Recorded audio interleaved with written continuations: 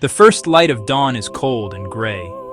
It does not touch a vast savanna or a misty jungle floor. Instead, it filters through the bars of a small concrete enclosure. An elephant blinks open her eyes. She does not rise with the gentle rhythm of a wild herd. She is alone. A thick, heavy chain is wrapped around her front leg, its metal links cold against her wrinkled skin. The chain is short, tethering her to a post sunk deep into the hard-packed earth. She tests its length, a slow, familiar movement. The chain pulls taut and she stops. Her great head hangs low, her ears still. The world outside her small prison is waking. But for her, it is just another day of stillness.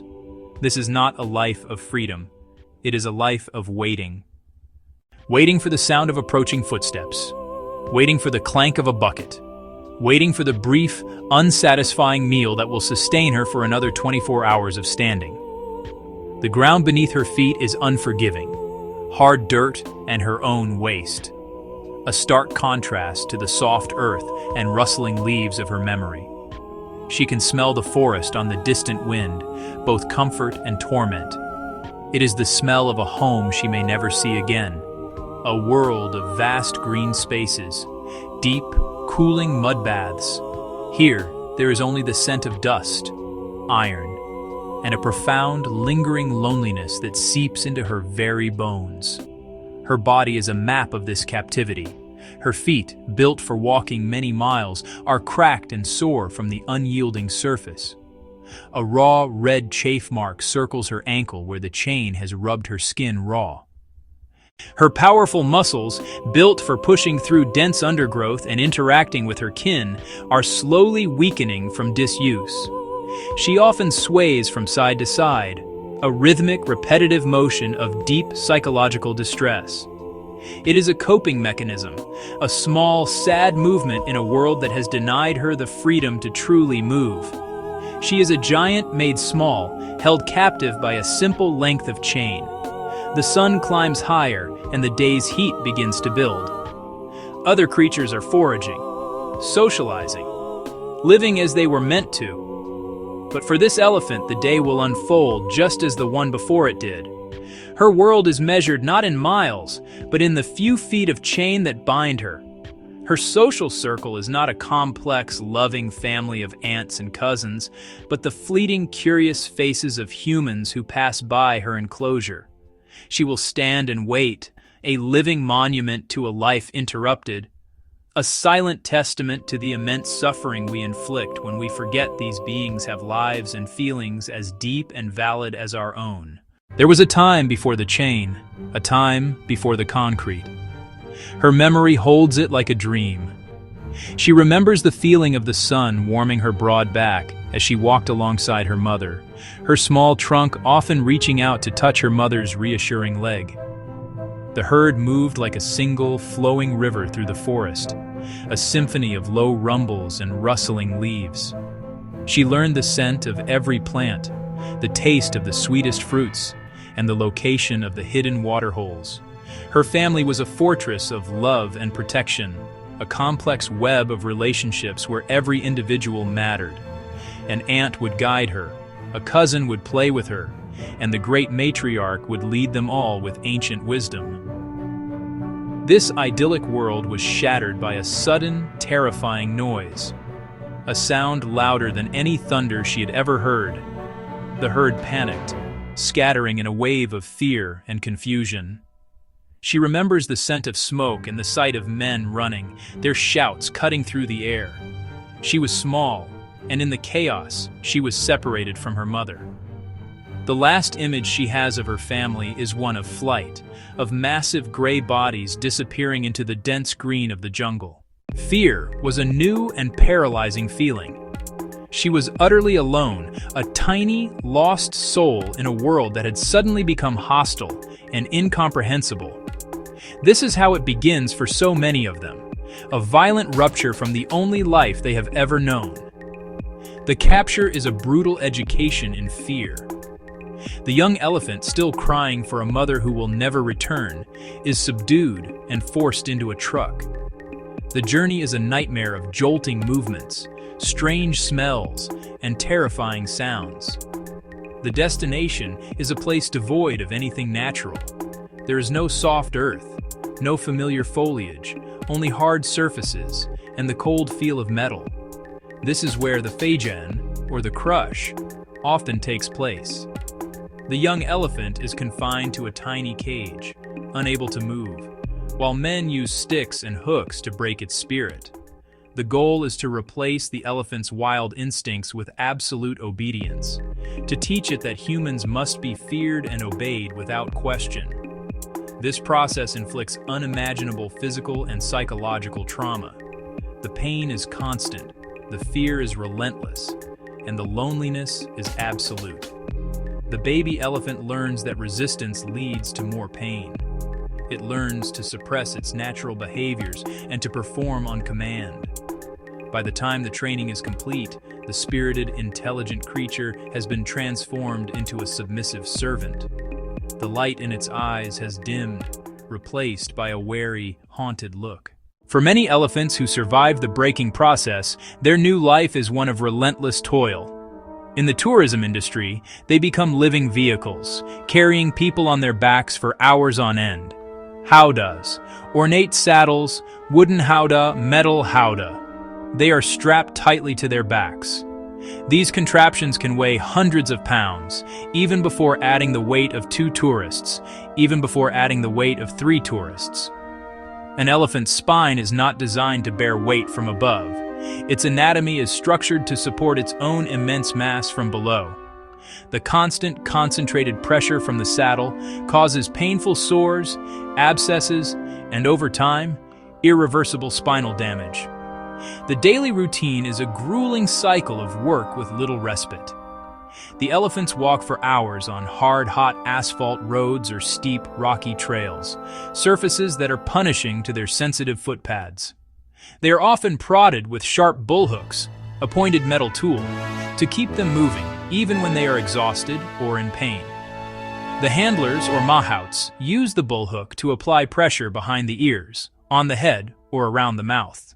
The elephant's compliance is born not of willingness, but of the learned fear of this sharp, painful instrument.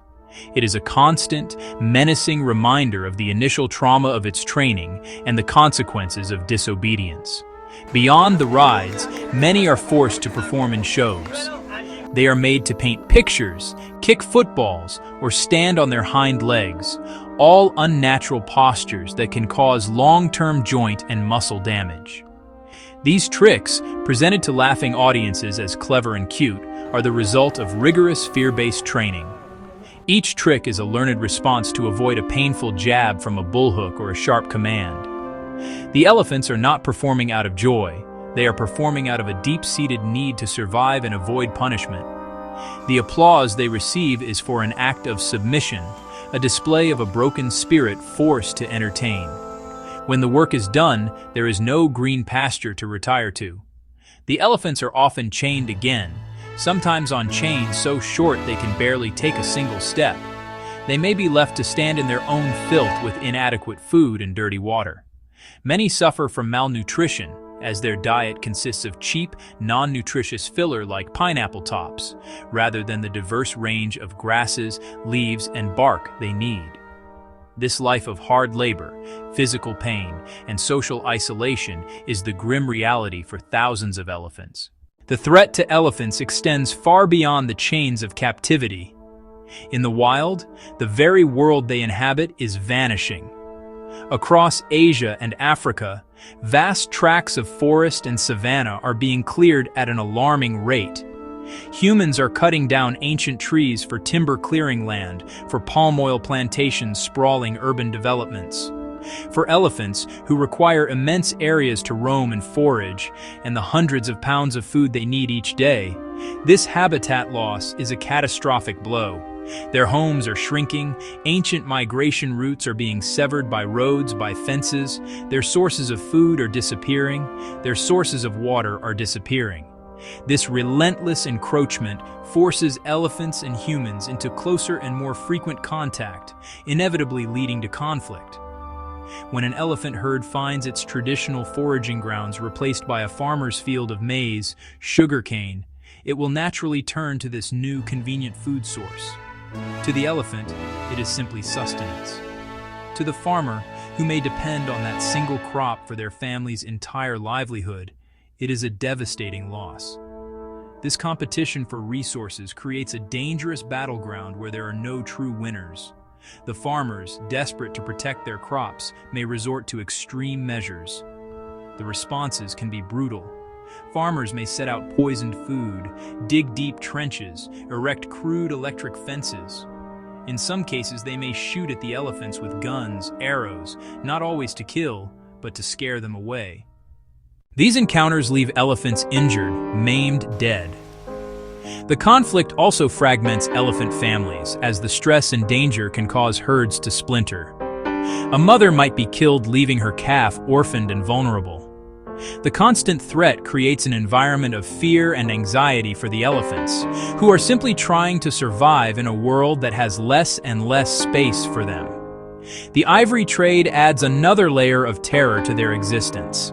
Poachers, driven by the immense profits from selling tusks on the black market, hunt elephants with ruthless efficiency. They often use high-powered rifles, GPS trackers, helicopters to track and kill entire family groups.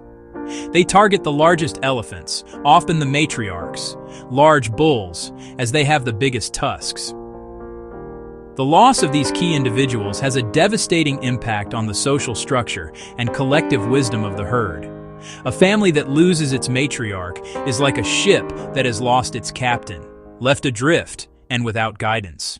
The physical wounds of an elephant's life in captivity or conflict are plain to see: the chain marks, the bullhook scars, the cracked feet. But the deepest, most enduring injuries are the ones we cannot see. Elephants are profoundly intelligent and emotional beings. Their cognitive abilities and social structures rival our own. They form lifelong bonds. They communicate in complex ways. They have been observed demonstrating grief, joy, compassion. They remember individuals, elephant, human, for decades. When we subject them to trauma, the psychological scars run deep and can last a lifetime. An elephant taken from its mother as a baby carries that loss forever.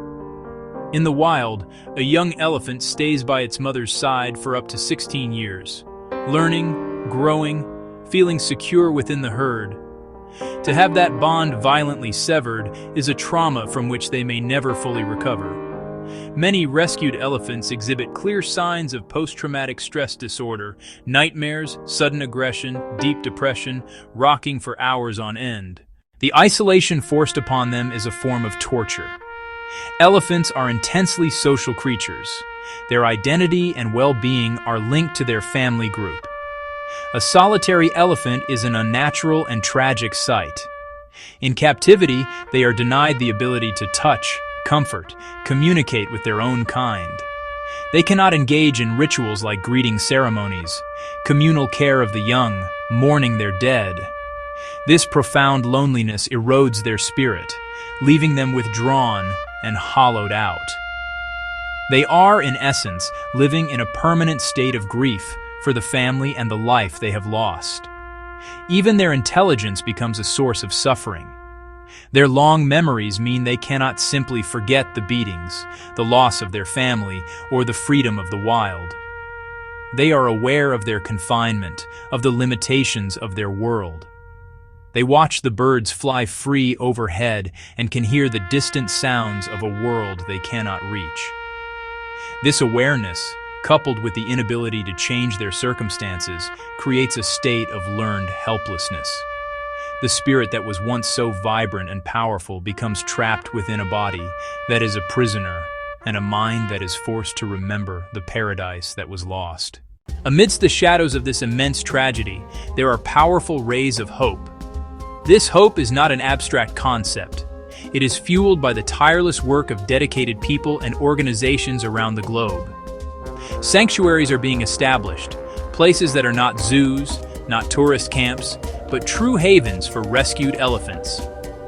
Here, the primary goal is not entertainment, not profit, but the well-being of the animals. Sanctuaries provide vast, natural habitats where elephants can roam, where they forage, where they socialize. They offer healing for the body and healing for the soul, a chance for a broken life to be made whole again. When an elephant first arrives, she often bears deep scars, fearful of humans, aggressive, deeply withdrawn. Rehabilitation is slow and patient. Veterinarians tend her wounds, treating infected sores, healing damaged feet, providing a proper nutritious diet. Emotional healing is equally important. Caregivers build trust through kindness, not fear. They offer comfort. They give the elephant something priceless: space. Space to simply be an elephant again, to walk without being prodded, to rest without being chained, to make her own choices. The most beautiful moment is when a newcomer meets the resident herd. After years, sometimes decades, of forced solitude, she can touch, smell, and communicate with her own kind again. Other elephants gather, rumbling gently. They touch her with their trunks, welcome and reassurance. You can witness the reawakening of their true nature. They begin to form new families. They play in the mud. They dust themselves. They rediscover bonds stolen so long ago. You have a part to play in this story of hope. Your choices have power. When you travel, refuse to ride elephants. Refuse to attend shows that feature performing elephants. Instead, seek out and support ethical sanctuaries. Observe elephants from a respectful distance. Use your voice. Educate friends and family. Donate to reputable conservation and rescue organizations. Each conscious decision, each dollar donated, each conversation started, is a step toward a world where elephants are respected, not exploited. Let us choose empathy over entertainment. Help these magnificent giants walk free.